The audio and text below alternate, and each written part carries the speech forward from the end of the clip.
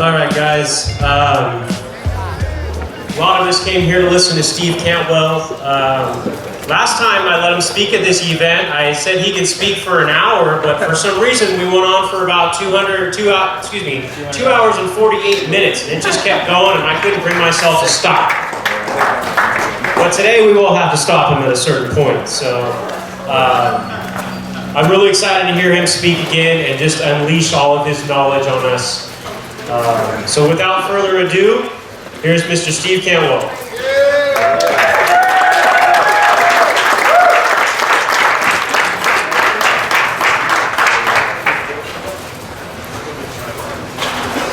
Alright guys, today I'm going to be talking about regenerative indoor and how sun-grown turfs are a myth.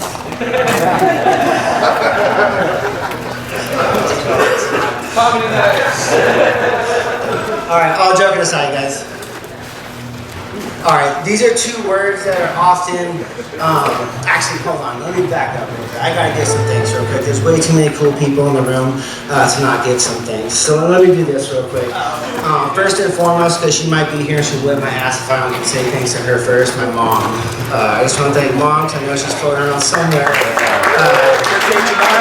letting me go weed as a kid. I grew weed before I ever smoked cannabis, guys, just so you guys know. So that I'm thankful to my mom for that. She was always in the plants. I was always grabbing plants that had flowers and bringing it inside for her. So I thought that's what she wanted.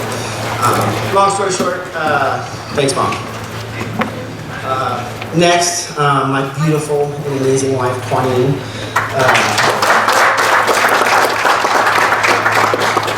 For those of you guys don't know, GOP is Quanine's company. It's my idea. It's Quanine's company. She runs it. She keeps us compliant. She keeps me out of jail. So super thankful, guys. Honestly, like, she's my proof of God's love. Honestly, like, I don't deserve this girl. Super thankful she's in my life.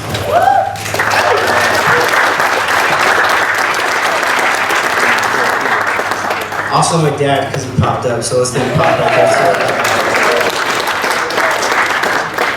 He wrote a song, Little Boy, that I'm pretty much living out to the fullest, just to be clear. Alright, next, I'd like to thank Grassroots. Dudes are awesome, man. Anytime I call Rich and Tyler, they always come through with anything I need. They've always been there for me. Awesome supportive business. I love those dudes. Everybody needs to support them, 100%. And what they're doing with this summit, last year Tyler kind of dick moved me a little bit last year, for being honest. He said he had me speak for an hour, but he didn't mention he had me speaking after Kevin Jodry during the Super Bowl. It's a fucking tough act to follow, guys. Like, nonetheless, thank you guys. I love you, dudes. Next, Dragonfly Earth Medicine, Josh and Kelly. These are two super influential people to me. You know, I'm on the industry side of cannabis. I gotta deal with regulations and politicians and regulators and all this stuff, and every once in a while I'll get a little bit lost in the sauce, and Josh and Kelly always keep me grounded. They remind me of kind of my core, I guess, or why I got started. Miss Elaine, I don't see her, but I just want to thank Miss Elaine. If she's not here right now, I know she'll get lunch, but it's on camera, so she'll see it. I just want to thank Miss Elaine and it's amazing. Just so you guys don't know, I used to stalk this lady. I did not have a college degree, didn't have a high school degree, so for me to find that level of education was extremely challenging. So when she did her online course, it 100% changed my life. When people ask me how I'm able to get so much done with so little help as far as my crew goes, is because we're able to use a microscope to make good assessments and put our energy where it's most needed. So super thankful for the course and all the information she shared. There's a lot of good soil biologists out there, but few have made the effort to share their wisdom with the masses like Miss Elaine has. I also want to thank Keisha, because she answered my phone call and I asked that crazy ass idea to bring Miss Elaine. So thanks for Keisha and Catalyst Biologist, Casey. They're fucking awesome. Truly doing God's work. I don't see him yet, but I know he's coming, so I want to thank Mr. Tick Siggerbloom. He's a local politician here in Nevada, but he fights this fight at a different level. We're all fighting on this level. He fights on a whole nother level. He doesn't see people like you when he fights his fight, so it's important that he knows people like us, so that when he goes to fight these fights at the legislative session, whatever, he needs to know our interests. So I've talked about this before. Every once in a while, guys, we have to put ourselves in uncomfortable situations, like dealing with politics and those things. So, Tick, when you get here, thank you. I know I'll see you. I want to thank Hunter and Dana White, Hunter Campbell and Dana White from the UFC. UFC's here, guys. They're doing a little bit of filming, and we're going to use their platform to get our message out there. That's huge. I'm super thankful for that. So yeah, thanks to UFC. Thank you.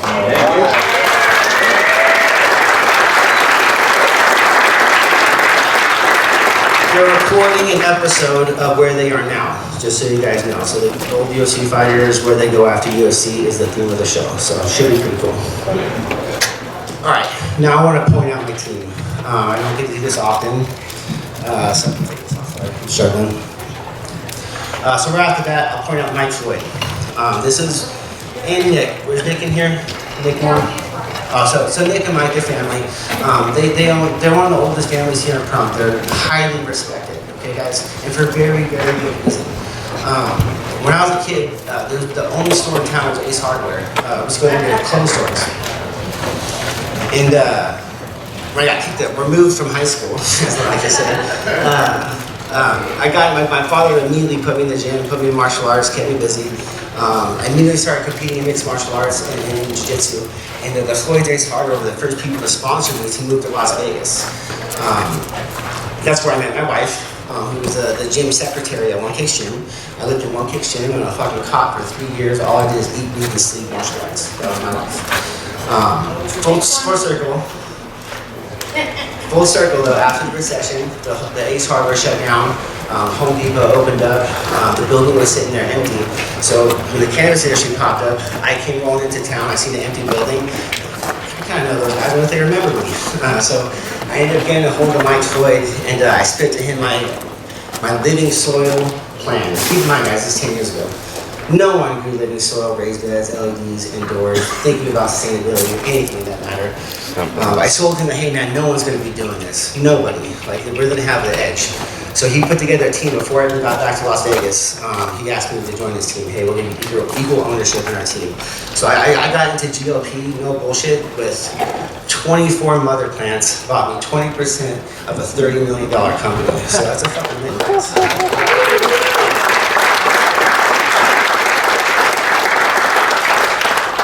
But what I want to point out is if you're ever seeking investors or money, this is how you know who to go. I think, trust me guys, I get money thrown at me all the fucking time, I promise. There's a reason I haven't sold out, and this is the reason. When you find an investor, when you find somebody, make sure that they're investing in you, not the industry. Okay, you want to find somebody who invests in you. This man and his family have invested in me and my dreams to the fullest. And that's what you want with a partner in the business. So if you find that, lock it down. If you don't have that, walk away.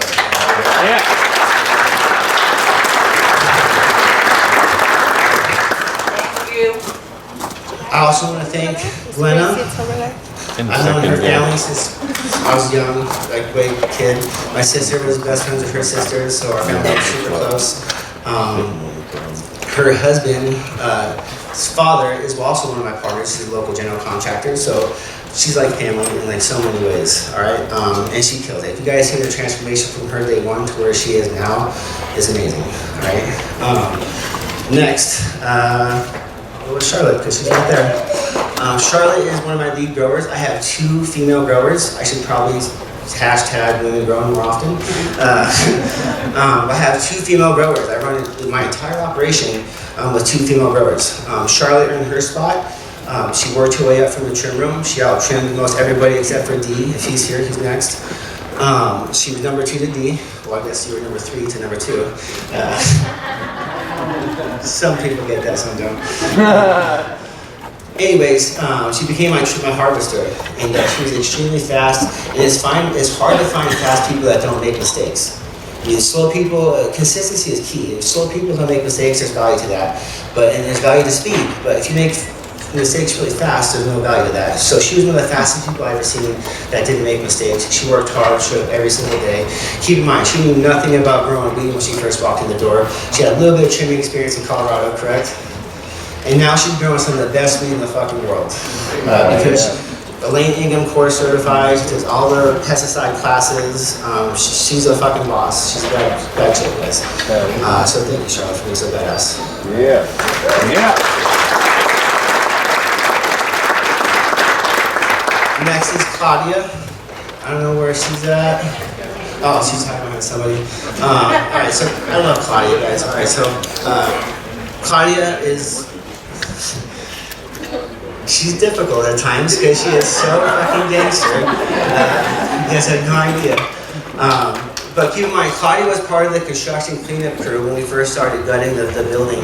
And she was in there with a bunch of dudes, and she outworked everybody. I didn't hear her complain one freaking time, and she did everything I said to the T. Now, Claudia has never read a single grow book. Claudia has never taken a single online course, but she grows the best weed in the world because she does exactly what I tell her to do to the T for the last 9 years. So all she knows about growing weed is what I have taught her and what the people I brought through have taught her. So she's fucking awesome. Thank you, Claudia. I'm super proud of what you've done. Thank you. Yeah.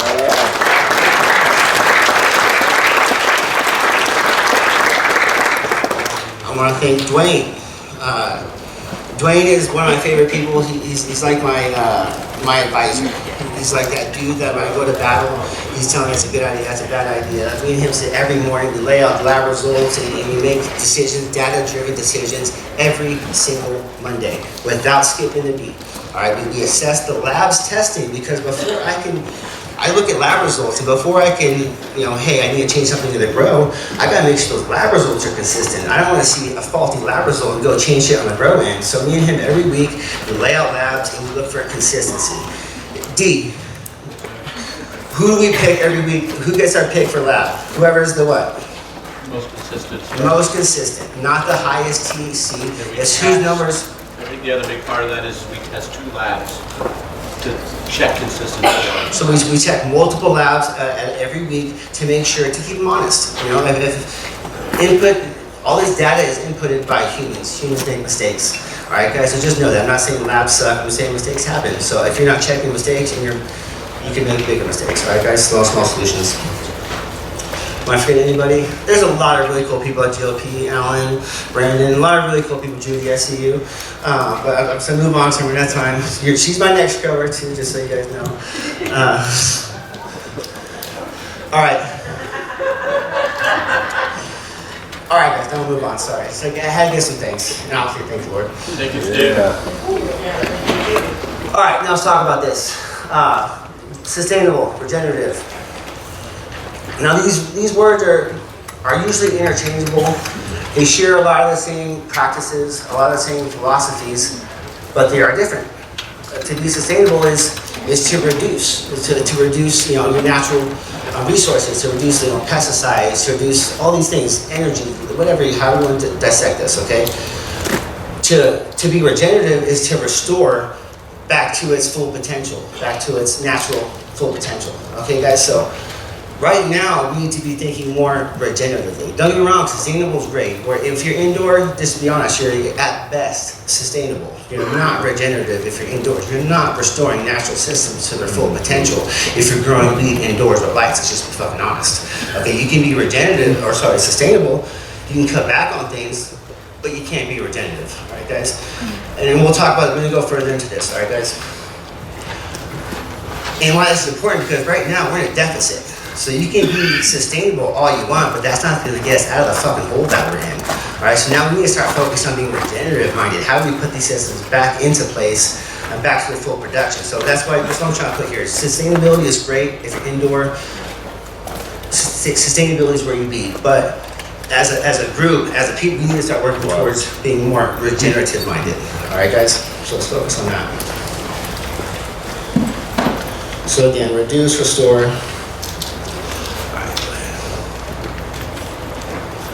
You guys might not be able to see this too well.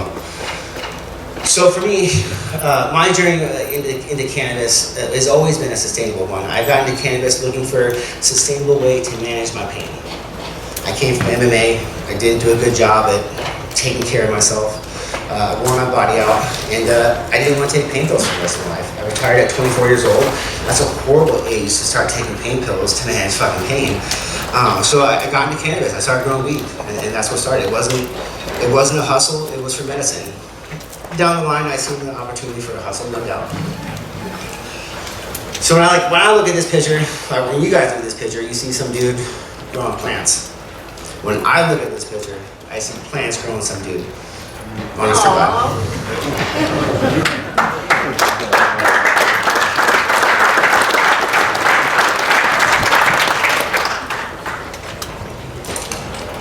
So now we'll kind of talk about the startup, all right, guys? So as I pointed out, I got into this building by reaching out to my first sponsors, the Floyd's family. This was an old hardware building. The front half of the building got leased out to the Goodwill. The back half was just this rusty old lumber yard.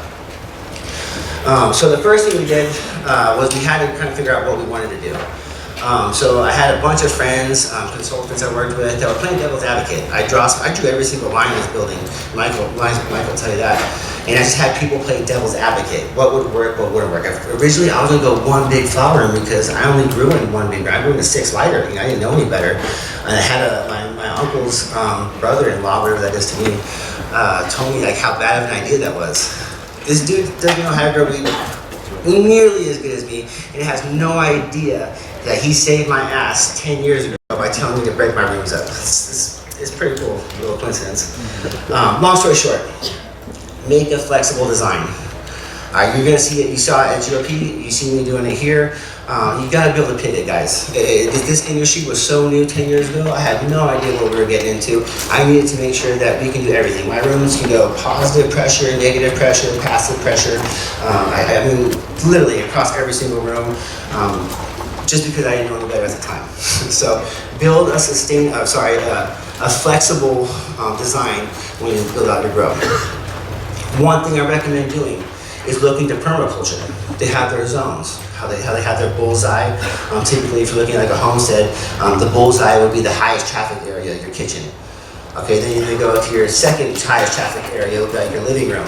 And the idea is for this is that you don't want to be going, an hour and a half between A and B. That's gonna take up time. It's more efficient to have those high traffic areas next to each other, so there's less time spent in between. Will you guys follow me? So it's to design a flow. All right, so design a good flow. I recommend using a permaculture zoning system. All right, I did it at GOP. My office, in my trim room is the center of the bullseye.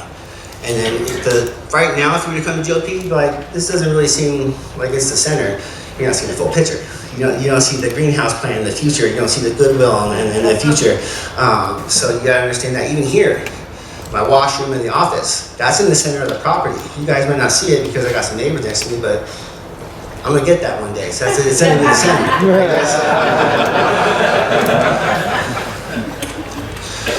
And I say this, and I hope no one's in the room, that I'm not offending anybody, but I get approached all the time for consulting. Fucking 10 times a week. And I would love to help, guys, but I'm on my own thing. I try to help as much as I can from a distance. But I laugh because every week somebody asks me to consult, and every once in a while I'll nibble on it. Send me your designs or your whatever.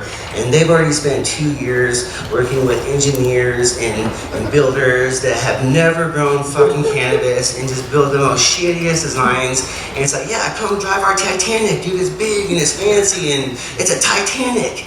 And it's like, no, like this is horrible. Like you need to hire a grower to walk the space with you. Otherwise, it's super competitive, guys. You can't afford to be pushing rocks uphill these days, all right? So I just want to throw that out there. If you do approach me for consulting, I need to be part of the design. Don't bother asking otherwise, all right, guys? Nobody defend nobody.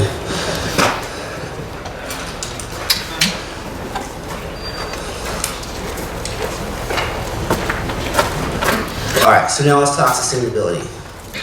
What can we do to be sustainable indoors? Okay, now I'm sure there's a million things we can talk about. I'm just gonna hit some hot points. Right off the bat, as you see, LED lights. Now we opened up 10 years ago with LED lights, and recently, not recently, about 6 years ago, 5-6 years ago, upgraded to the focus lights. If you're still thinking, oh no, I love HPS, should I go LEDs? That conversation is so long gone. LEDs is without a doubt the only way to go moving forward for so many reasons.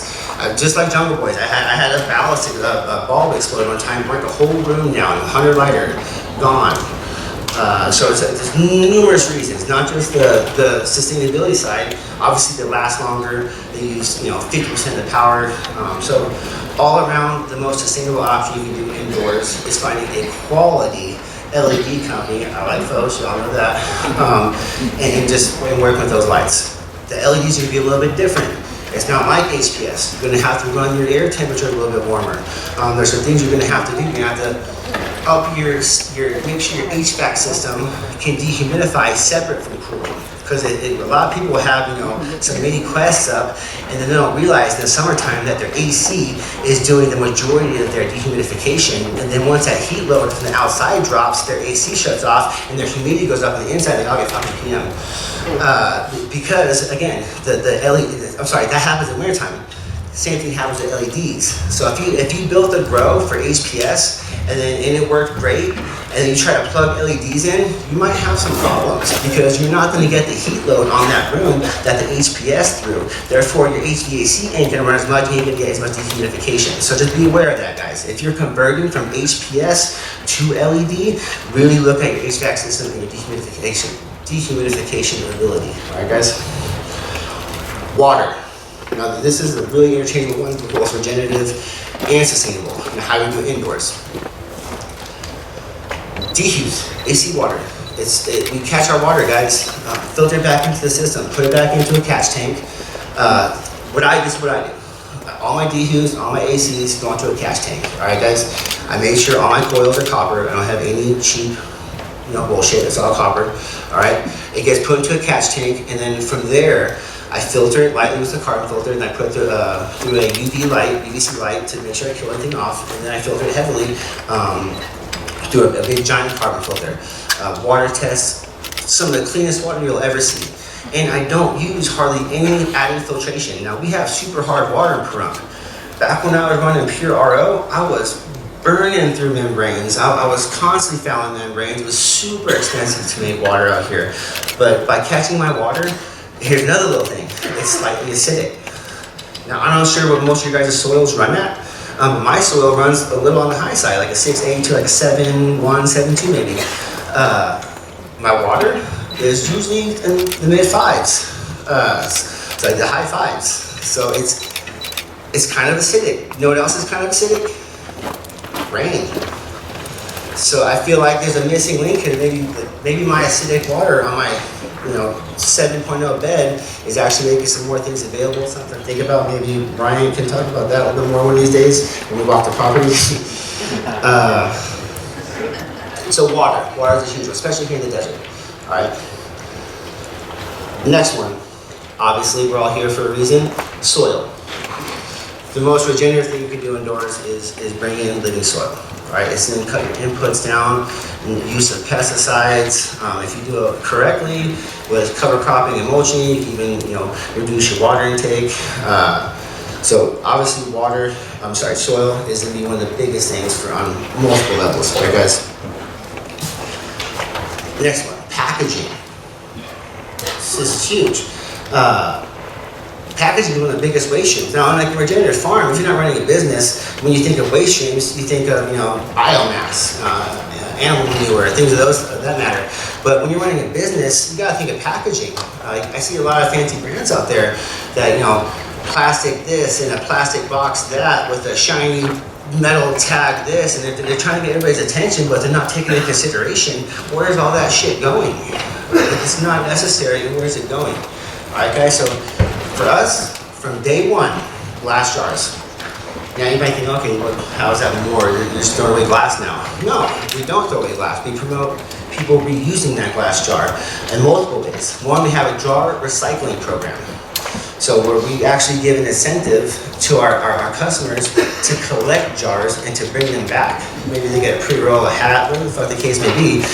It's creating an incentive to be renewable. And a lot of times people don't bring it back. I get pictures of people making homemade candles and fucking change in jars and stuff like that. And it's just cool. It's just showing that we planted that regenerative seed in people's mind. You know, and that's the goal. Next, actual waste. Now, like we were talking about, what do we do with our cannabis waste? Obviously, we want to reduce waste, but what do we do with it when we do have it? Composting, guys. Store it dry, compost it. Now, I'm going to touch on this a little bit tomorrow as far as some practices that I feel we got to clean up on. Crop residuals is a little bit chopping and dropping. That's something I'm going to talk about tomorrow. I think y'all got back the fuck up off of that. We'll talk about that tomorrow. But for the most part, waste management. Make sure you guys are composting, vermicasting, chopping and dropping if that's your thing. But for the most part, just take into consideration, guys.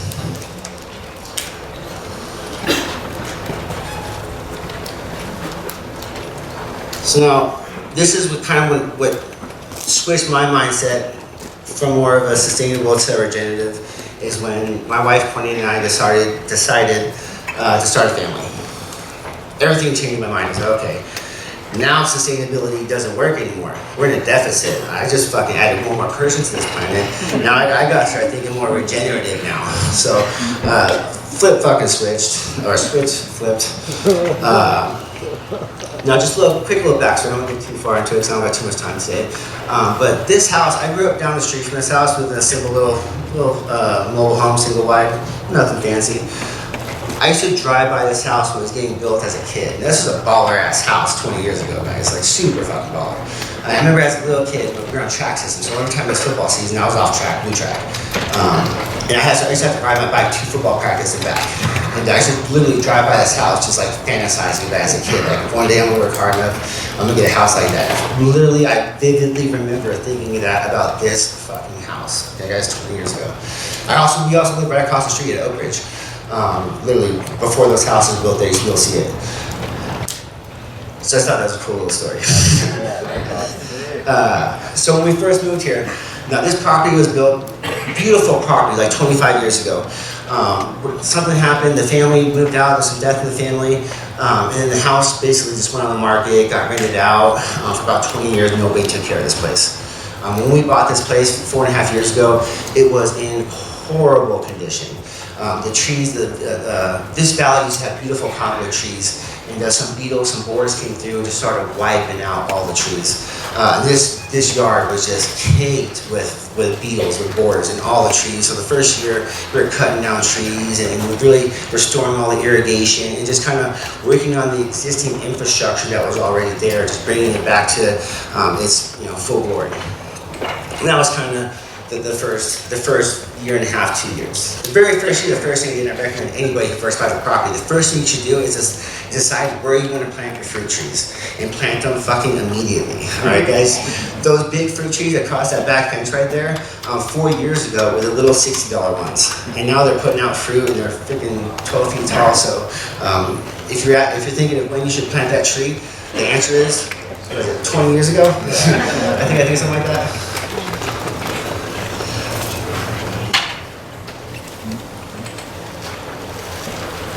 So kind of a similar look. This is the farm now. So if you guys look, this is that barn that you guys are standing in. Just 2.5 years ago, that was all dirt floors. I had my boy Kyle Boucher, Glenna's husband, played middle school football with him. If you guys want to hear some funny stories. He came in with the homies on the weekend and we poured some fucking concrete. Had my boy Steve Corey, one of my partners, come in. Him and his guys wired everything up, sheeted the whole inside. And then again, we built a washroom. I use the same thing like I told you guys. I use the principle, the permaculture zoning concept. So I decided, hey, and I built a flexible design. Some things I did a little too flexible is I built way too big a fridge. Our fridge is huge. All right, guys, Brad, where you at? Won't ever fucking leave me alone about it, but whatever. This year we're growing flowers, cut flowers, and I'm gonna fill that fucking fridge. And we'll see who's laughing. So anyways, I just want to point out, guys, that make sure you guys have that zoning, permaculture minded, and just have a good flow. You want to really minimize that A to B traffic. I worked in a facility in Las Vegas. It was a nightmare. The two busiest sections of the facility were polar opposite of each other. I would sit there every single day and watch people spend an hour and a half a day just going from A to B. So just consider that, guys. All right, so phase one was kind of looking at the property as a whole and deciding like what plots we had, what areas we had, and what are we going to do with them. All right, so that was kind of like the first phase. You started kind of, this is what we're going to do, this is what we're going to do it. All right, let's hit the ground running. Now this is where I kind of walk the middle line. I know there's some teams in here that kind of lean hard one way, hard the other way, and this is kind of, I'm going to show where I walk the line, guys. Now when I first came in there, this is an old property. It did not look like this. The first thing we did, we have some experience out here. We've been here, I grew up out here. My boy Brad, he's had soil tests out here, so we know that we're in a high clay soil.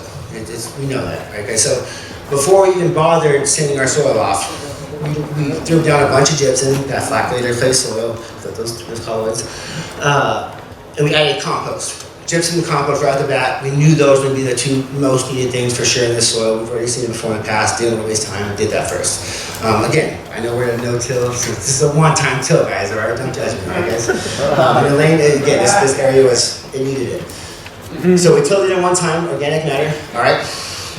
Then we sent off our lab results, the logo maps. All right, and similar to how you said in your presentation, we took samples from everywhere. This is only one picture. There's pictures later on. And very much like Brian said, there wasn't as much, you can see the color differentiation in the samples, but then on actual report, it didn't really show nearly as much variation as you would think looking at it, honestly. So anyways, so tilled it in, sent off our soil reports, shaped our beds, got the reports back, hit up the doctor, and started working on our recommendations. The homie Brad scratched all this up. Me and him laid it all out, and that's this picture here. There's some sulfates in there. Judge me if you want. All right, we used it once. All right, after we hit the sulfates, I think it was a little bit of copper, a little bit of potassium, a little bit more gypsum. Not very much, man. I didn't go too crazy. Brian also knows I'm Dragonfly Earth Medicine certified, so he don't fuck with me too much on like a lot of the hardcore stuff. He's very cool about it. That's why I recommend him. Then phase two was now we got to put in some dry lemons. So we have a little tilter. Now this is a tilter. It only tilts, not tills, 2 inches. So it's not disturbing the full body, the biomass of soil, the full mass of soil.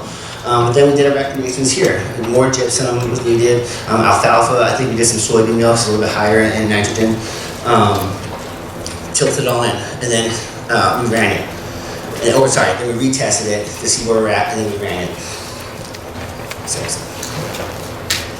So first, we tried to make sure everything was there in a decent balance, almost a decent homeostasis, like I was trying to say the other day or earlier today.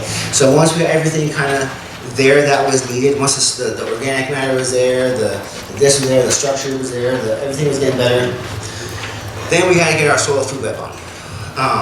Luckily, I had some Catalyst Bioelements compost. We use it for GLP when I can't make compost, like I said that. I didn't really, at first I didn't brew a lot, I just did extracts because I didn't really have a lot of plants out there. There was nothing really to foliar. So I did a lot of extracts at first, just spread the compost out using the extracts. In the springtime, every spring that we do brew up a tea, we do hit our fruit trees as they blossom. We did eventually do teas, and we did tea the whole thing, but this right here is just an extract. But yeah, so first we set the stage with all the good things, and then we brought it to life. My son Steven, he used to love watering the veg. It really just turned into him chasing with the hose, but it looks like he knows what he's doing in that picture. So yeah, so that was the second phase. All right, guys, is bring the soil to life, get everything in the proper place. The next part is learning your market. Like when we first got into this, we didn't really know where we were gonna go. CSA this, farm store that, farmers markets this. And there's a real bottleneck system on the farmers market industry. Like it's hard to get into good farmers markets. You know what I'm talking about, dude. So for us, we just had to push the local ground. In Vegas, where all the good farmers markets. So there's one farmers market out here, and it's cool, but the big ones are in Vegas. So the big one, Tick, how you doing, Tick? So So for us, we wanted to get to the Vegas Farmers Market because it was a challenge. It really was. But we didn't give up.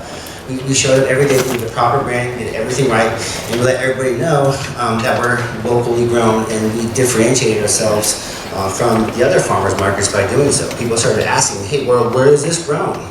Dude didn't want to say California, but he knows damn well he's just fucking shipping vegetables from California. Anyways, long story short, we finally get into the Summerlin Farmers Market. And this is the only farmers market you're going to be in Vegas. And the reason I'm pointing this out is because people ask me, are you making money here?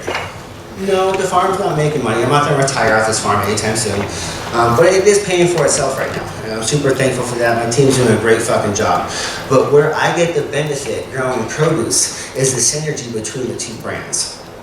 Green Life Productions, GLP, and Green Life Produce share the same acronym. Alright guys, so that allows me to take my produce company places I can't take my cannabis company. Case in point, the Summerlin Mall Farmers Market. So this right here is a huge game. Think about it, guys. I'm at a farmer's market in Summerlin selling produce to soccer moms that care about their health. If they go in a dispensary, whose weed do you think they're gonna buy? Mine or any fucking buddy else's? Like, they're gonna go to me because they trust me, they know me, they shook my hand. All right, guys, so we're kind of just really taking advantage of the situation. That shirt right there says, ask me about my devil's lettuce.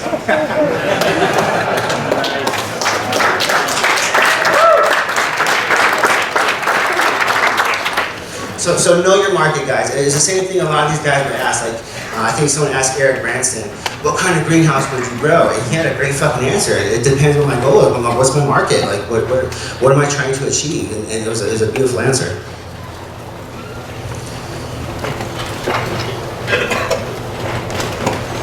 All right, so the next, so that was all year one. All right, so the second year, we built our greenhouse. We did absolutely everything right. Eric Branson's full of shit. It was a home run.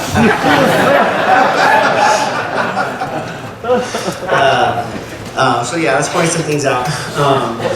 So we bought some Remo greenhouses. All right, now I have nothing bad to say about Remo. All the products are super quality. I wouldn't recommend growing cannabis in it, but if you're looking to do produce, this is the kind of tried and true model. All right, Remo, great. Now, if you call Remo and a guy named Paul answers, fuck Paul. Fuck Paul, guys. All right, to the bottom of my heart. All right, guys. Is Paul here tonight by chance? I'd like to ask. So Paul was the greenhouse guy who sold me these greenhouses. And he pretended to know what he was talking about. Luckily, I had worked with Eric, and I knew more than I gave myself credit for, but I didn't really trust what I knew because I hadn't grown in a greenhouse yet. Eric took me around all over the fucking world to look at some of the most beautiful facilities. But when I talked to this other greenhouse advisor, I just kind of took his word for it, but at the same time I was like, we better buy some peak fans just in case this dude's wrong. Luckily we did, because this guy was trapping air, didn't have enough CFM, did everything wrong. Luckily we got through our first season pretty well. I think the hottest the greenhouse got on the south side, which is the farthest side from the wet wall, was about 95 degrees. That ain't too bad, it was 115 degrees outside. So long and short, it ended up working out, but take advantage of people like Eric and use their services, guys, because even after I've hung up with this dude a million times, guys, like insane amount of times, I thought I know everything this guy knows about greenhouses to an extent. We walked my space for 15 minutes and he brought up so many little things. I was like smacking my dude Brad, like, how do you think about this?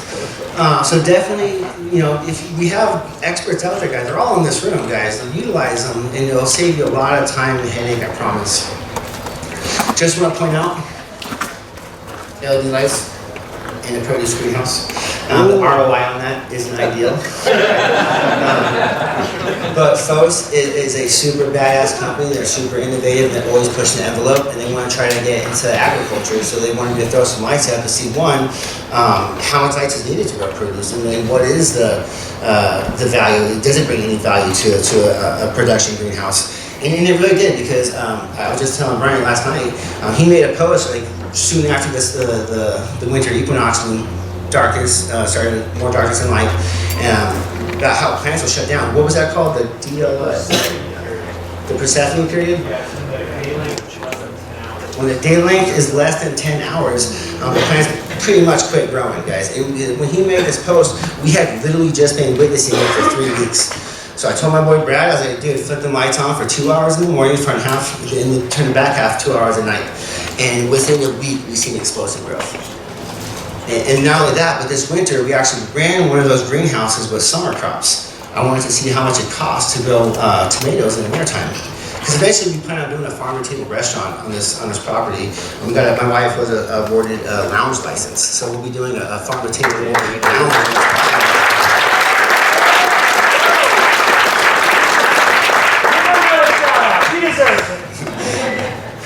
So I want to make sure on a cost analysis, how much it's going to cost to make sure we have tomatoes and all the things needed to run that kitchen year round.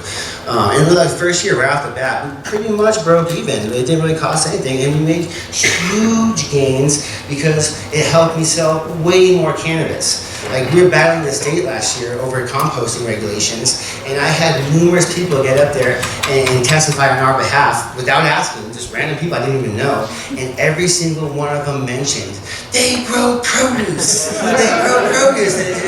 It really helped our cause. I'm not even gonna lie, guys. They showed that we cared enough about our community, not just to grow a cash crop, but to grow a nutrient-dense food. So.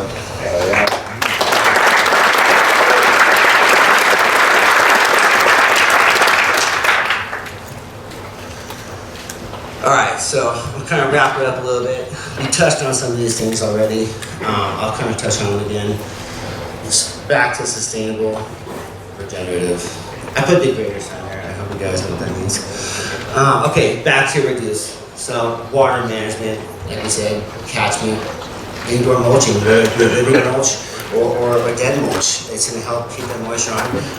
Grassroots living soil beds with a moisture barrier is going to help reduce moisture loss. Things of that nature. So always look to save moisture, to catch moisture. You didn't see that, but you did. Energy management. We touched on LEDs. But what about us? Like, what about, like I said earlier, like being able to make data-driven decisions is key.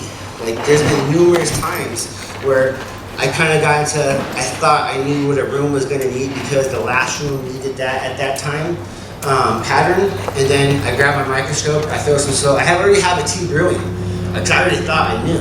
And then last minute, like, I better do what's right. I better look at the soil first. Look at the soil, I'm like, wow, this is the last thing this soil needs is a fucking compost tea right now. I go look at the next room.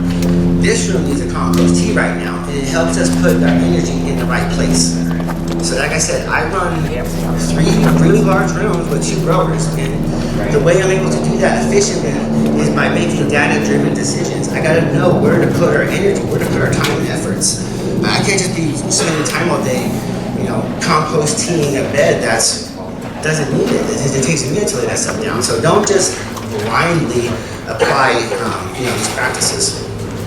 And while we're on the subject, everybody here, every single person in this room, you don't need to know how to count microbes. You don't need to know how to identify every single microbe, but you should be able to take a peek at your soil under a microscope.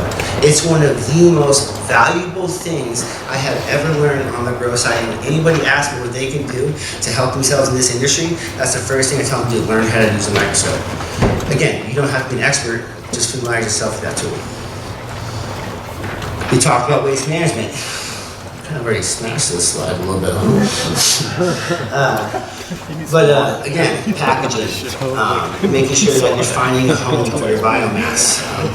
Why are we throwing away biomass and going out and buying more dry amendments and all these other types of nutrients? Keep it in the system, guys. Obviously, living soil. By choosing living soil, we're able to use more sustainable inputs. My thing about inputs, like with sulfates and things like that, like when you saw that picture, and I even broke my own balls about me using sulfates and things like that. If you need something, you can do it. Try not to need it. I don't want to need sulfates. I use that sulfates at one time to get my things up to optimal conditions. Now I want to find other ways to manage that system, other than, and when I do that, for me, again, nothing wrong with sulfates if that's your thing. My problem with sulfates is I don't know how to make them. I don't know where to find them. I don't know how to make them. I want to be able to utilize things that I know how to make, I can grow, that I can source. That's my differentiator between what I use and what I don't use. That's it. It's not. There's no moral dilemma for me. I know the pros and cons of sulfates and what does the water and all that good stuff. But for me, that's my thing. It's not. For me, it's not sustainable. It's not regenerative. But I've used it, and I will continue to use it when needed, especially potassium. Potassium is the hardest things for me to keep in the system. And for you guys don't know, if you guys are having a lot of hernia issues, one thing I've seen in a controlled environment is when I get low potassium. Where's Charlotte at? What happens, Charlotte? You get fucking bananas, guys. I don't even have to get my soil tested. I'll see Mac 1 throw a banana. Potassium. Just know that, guys. They can't handle the stress and the potassium. Whatever, I'm sure you can deal with it better and explain it better than I can. But if you see a lot of hernias, don't blame the fucking breeder and go on Instagram and trash them. I consider looking at your soil first, alright, guys? And then obviously by going living soil, we can use more IPM, safer, less oils, less toxic, more eco-friendly things, biocontrols, things of that nature. But Matt killed the IPM, so I'm gonna leave that alone. Just so you guys know, all the experts I use are here today. So I'm not trying to dive too much into the science because everybody who can explain it better than me, that I trust to explain it better than me, is literally here in the room. And I've already done it in a lot of cases. All right, so now how do we make the transition from sustainable to regenerative? What are the key things that an indoor grower can do? All right, trip on this. Support regenerative fucking farms, first and foremost.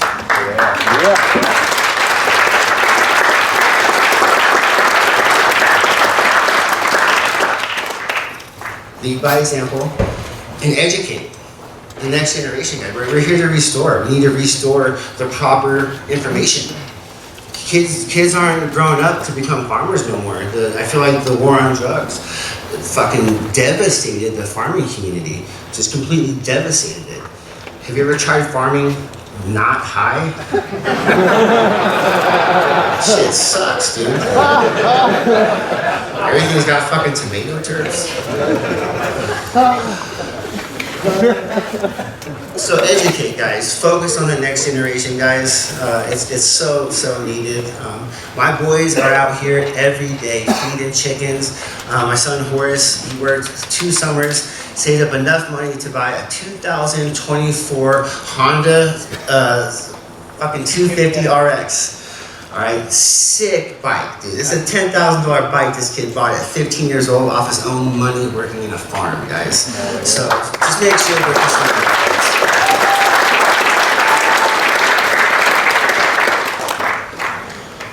All right, last but not least, get one more slide. So I just want to share this with you guys. Now, this is our packaging on every single jar. Okay, I wrote this 6 years ago, and I was reading it the other night when I was doing the notes. I was like, "Fuck!" I should say this today. Our innovative growing method models natural ecosystems to maximize the benefit of our no-till living organic soil while minimizing our ecological footprint. We are thankful to cultivate this amazing plant with the hopes of uniting, healing, and inspiring positive change in our world.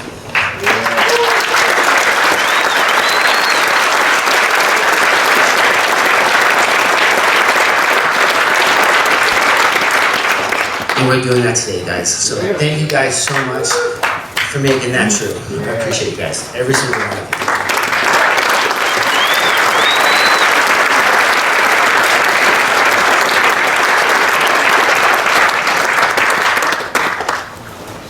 All right, guys, we're going to do a little Q&A section. I'm going to have Mr. Brad help me out here. Please give me a second to bring the mic to you.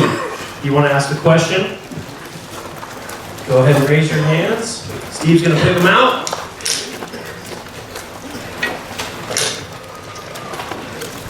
Look at my set, my bad. Coming out into the market as someone starting off with living soil when it wasn't known very well, what was that experience like? How did you get through to people that would get you shelf space? Education. Nobody knew what no-till was. I was like, yeah, my weed's no-till. Cool, what the fuck is that? So I couldn't keep it a secret. I had to share it to get out there so people knew the value in it. And one of the greatest things that happened to me, it kind of sucks today, but we opened up as just a cultivation facility and we focused solely on the style of growing. I wasn't hyping strains. Our whole brand is built around living soil, sustainable indoor growing. So that was the most biggest differentiator for us, is we just separate ourselves from the masses. I see so many people blowing up these buildings, running like, I'm not trying to throw anybody under the bus, but like a Jungle Boy style grow with, the same lemon cherry gelato that everybody has, and they come to market and wonder why they can't, be successful. It's because, dude, they'll have a 10,000 square foot grow growing a Jungle Boy style with hyped up genetics. Well, guess what? Jungle Boys has a 200,000 square foot facility with all those same genetics. How the fuck are you going to compete with them? Like, you really have to stay in your own lane, guys. I see so many people follow down that path and then they have no differentiator when it comes to the market. And then they have to be at the will of the dispensaries. Now, the dispensaries are going to dictate their price. So, separate yourself from the masses. Like I said, I built my brand around something that I can stand behind. I'm not a celebrity brand. I'm not. You see a lot of those these days. We built a brand around something that is worth standing up for, and I think people respect that.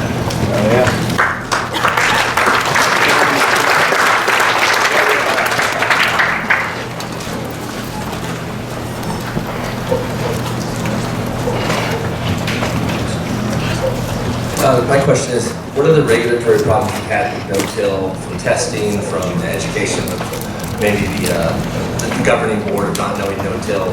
How have you had challenges with that getting approved and educated? So, when we first opened up, we told it was the DPBH, Department of Behavioral Health, whatever. They were our regulators, and they were cool, man. It was a learning game. It was medicine, it was medical, everybody was learning, it was new, it was exciting, everybody was super helpful. We were the first one in the state, so like everybody was at our facility because there was the only facility to be at for a minute. That's the pros of having general contractors as your partners, they get shit done. But the DPBH they were cool, they were chill, they knew we were doing things new. And then they switched over to the Department of Taxation. Department of Taxation, they were pretty chill, they didn't give us any problems. I guess they were doing things not so good, and they kind of shit the bed a little bit as far as the regulators go. And then that set the board up, or that set up the stage for the CCB. Now, it's really easy to hate on your regulators, to talk shit, especially to this crowd. You guys ain't the biggest fans. I'm not talking, other than Tick, I don't have to worry about offending anybody in this room, But you really have to look at it from their perspective. The CCB, they were looking to be the gold standard. Nevada is the gold standard for gaming, so that's what they were comparing themselves to. That's what they were being compared to. But all they had was, for the most part, kitchen experience. So these people walked into my facility thinking it had to be a sterile, clean room kitchen, and then wanting to regulate like a casino. And at first, it was extremely challenging. And they literally walked into my facility after we had been operating for over 6 years, successful, 99.5% pass rate, easily one of the top brands in the state. They walked in their first inspection and told me every single thing I was doing was wrong, no way it would ever pass. I had to throw all my soil away, grow on tables. It was like the scariest day of my life. Life flashing before my eyes. Oh my God, like I'm about to lose everything. And we did everything we could. And we fought them for about 2 years over this. Some of the sticking points for them, and again, I can't even be mad at them, guys. Like if you walked into 100 grows, 100, Jungle Boy, whatever type style grows, and then you walked into my grow, it's a big fucking difference, guys. It is night and day. I can imagine the shock that it's set on you. But it took 2 years. The main problem that they had was roly-polies, woodlouse was a sticking point. They saw it as a pest. Even though I had a purpose for it, it was a shredder, it was cycling organic matter, they didn't care anything about that. It was, if I didn't show an SOP on how to kill it, it was a pest. So it got super bad, and Matt had a hook with that one. Another sticking one was composting. So this kind of leads into why the homie tick is here. So as a grower, we all get comfortable in our grow rooms. I don't want to get out of my grow room. I love my grow room. I got all my favorite shits in there. All right, but you have to step out of your comfort zone. I had my head in the sand on the politics side. I didn't know how the legislative session worked. I didn't know how regulations worked. So, 2 years ago, I think it was maybe 3 years ago, there's a legislative session. Well, they changed some things in the regs that no longer allowed me to use cannabis to make compost. Now, for me, that's huge. This is part of my DenPure closed loop system. That's part of my composting, income, soil food web. It was a big deal for me, guy. I could not move on this, guy. I couldn't get this up. So long and short, Elaine jumped in. She helped me on this. We fought it for 2 years. Cost us about $150,000, maybe $200,000 to hire lobbyists and lawyers and to do all these things. We went to legislative session. It was really cool to see that side of things. And that's like Tech. He's fighting the same fight that we're fighting, guys, just in a different stage and against different, opponents. But it's the same fight. Anyways, we had to get some regulations changed. We finally did about 3 months ago. We petitioned the state, went through the entire process. Now, when you go through something like this, there's a process. You have to go through the process. Don't get anxiety, don't freak out. There's a process that's in your benefit a lot of times. You have to go through it, all right? So we did this whole process, we got through it. We finally got the regulations changed to where we can compost. But more importantly, we got the CCB to acknowledge that there's already governing bodies that make recommendations like the NOP and the USDA, that they didn't have to overwatch us or whatever, mother hen us so much, that as long as we followed their guidelines that we were okay. So that just took a huge weight off of anybody trying to grow organics back. So that was the big win, was we got recognition that what we were doing was backed by science, ultimately. But those are two biggest things. Compost and Lloyd Polies were the biggest things that regulations threw at us. Hey there. Sorry, second one. Sorry, how did you seek out people like this gentleman and the politicians? You live in a less friendly state, but still maybe hadn't even come online in the southeast. Or, just anywhere, just finding those friendly politicians to affect change. Now, for us, we joined the NCA.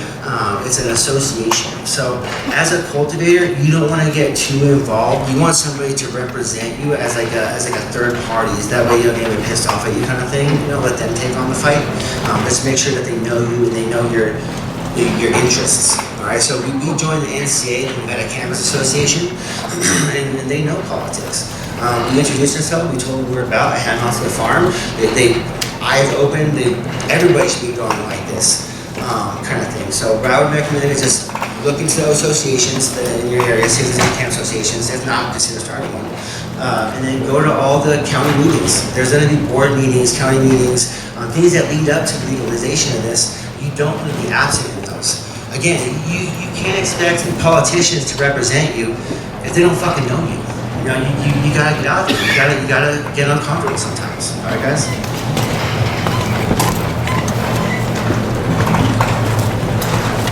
Yeah, Steve, I wanted to make note of the access to quality compost and the access to the actual lab testing and the availability through the Soul Food Web, how they have listed certified lab techs in your area. And I think there's a lot of work to be done on finding the availability of biocomplete compost. Is there anything you can speak on?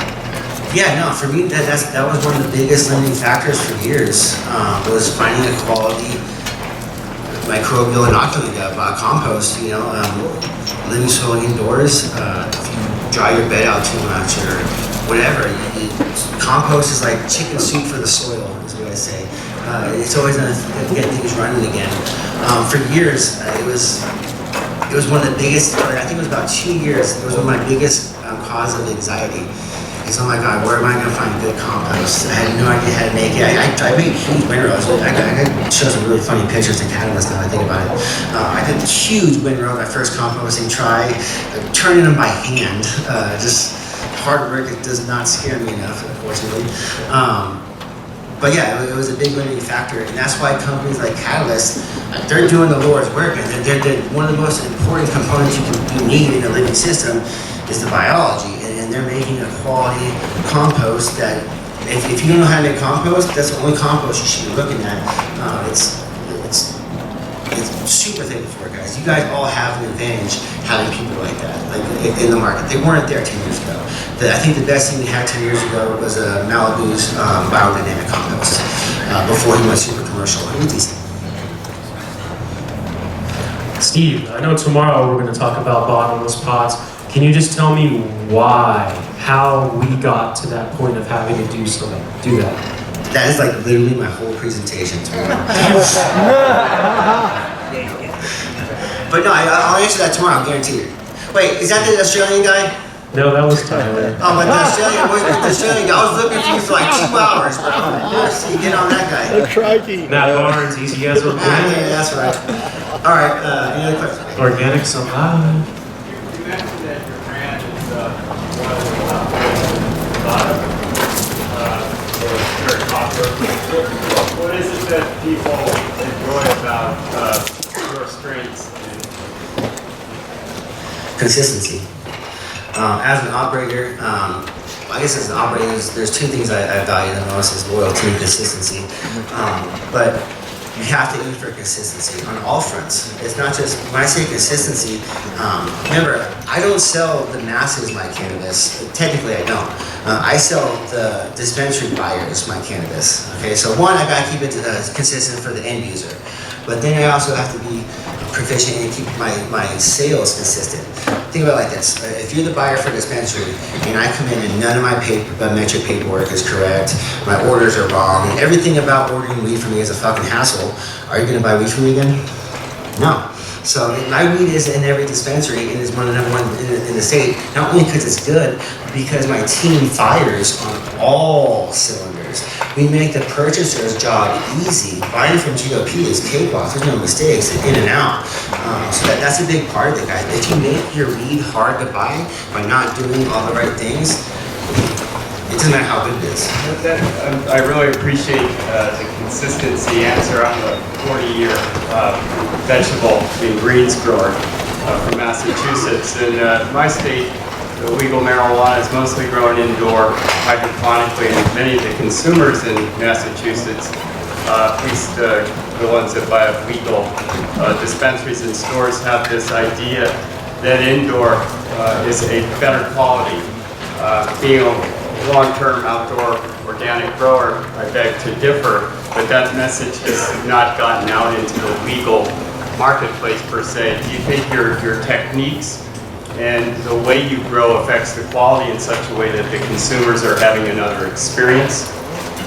Yeah, I mean, the quality is there. Not only is the quality there, but like, example, there was a good grower here in the state of Nevada. I think it was fucking Cantwell. Okay, when they first came to Nevada, they were fucking crushing, dude. They had some good flower. They were doing things on a hydroponic scale, but they were really good at it. They had some good strains. Everything tasted fire, but everything had citrus taste to it. A little bit of citrus to it. Everything. Shit that wasn't supposed to taste like citrus tasted like fucking citrus. Bottom line is because they were feeding like some Terpex type fucking product, limonene product to their plants. So all their fucking plants tasted the same because they were eating the same. In a no-till living system, when the plant's in control, remember the plant's can eat what it wants to eat, when it wants to eat, how it wants to eat. It's in control of that, so you really get a much more natural expression from the plant, not some force-fed, commercial version. So, and it translates, and it's still indoors, but it kind of bridges the gap between indoor and outdoor, because you're still getting somewhat of a natural expression from that plant, obviously in a controlled environment, but it's kind of like, at least it's like the gray area. Because really, the difference between good indoor and outdoor is really preference, Like, I'm one of the few indoor guys that enjoys the shit out of quality Northern California outdoor. I can appreciate it, like, not everybody can, So I have people, they'll find, a bug in their weed and flip the fuck out. Flip out. Like, okay, you know what you can't see if that bug's not there, Well, Steve, early on in your presentation, you talked about the fact that one of the reasons you got into cannabis was the pain management. right? And in Michigan, Calvin Johnson and Rob Sims, big players in cannabis, and it was about his pain management coming out of football. Cancer survivor, you know, for me. Again, cannabis is a really an organic pharmaceutical. Where do you see this going? I mean, we're talking about it as a recreational, but it really has a medicine base for a lot of folks. Where are you heading with this for yourself? I mean, now that you've managed for yourself, what do you believe for other people with it? I feel like we gotta start looking at it as medicine, man. Someone wants to say, like, when I was going through it, it didn't seem like it, but like looking back now, one of the most exciting times of my life was when it was medical. We were all making medicine, like we were fucking saving lives. It felt fucking good to grow weed, dude. Then as soon as it went recreational, all that shit went out the window. Now, I mean, let's just get it in and out. Let's not talk about that connection, the profiles, the terpenes. It all disappeared. So for me, back to the lounge. I got my lounge. I'm just trying to lead by example. So I'm gonna do a cannabis lounge. There's gonna be about 50 cannabis lounges in Vegas. So you can bet the majority of them will be doing a bar club type theme. We're doing a wellness theme. I want to showcase cannabis as medicine. I want to teach people to use it as medicine. So that's how I'm gonna do it. I'm trying to bring it back to, hey, let's remind people that this is still medicine. It's not just really good weed. It's medicine, guys. Yeah.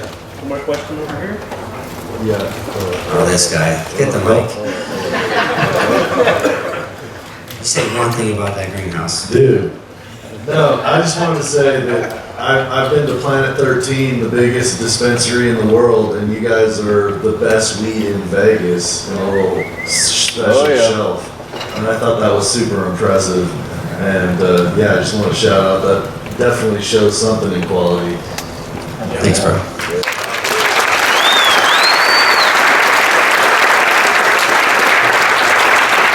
I just want to point out, he paid $75 for that aid. Yes, we did. That's not me, guys. Anything else, Steve? You want to shut her down? I don't want to shut her down. I'll keep going. I got tomorrow. Let's do it tomorrow. Tomorrow I'll be showing a little bit more tech. I'll be going into the bottomless pot system. I'm gonna talk about how I run cover crops and how I suggest you guys lay out your cover crop. Don't just throw seed everywhere. What the proper placement, how to lay your beds out, and then just let's stop doing some things. Conversation. Guys, I feel like there's still a little too much bro science in the community that I want to kind of, hey guys, I used to be a proponent for this. Let's stop doing it. Trust me.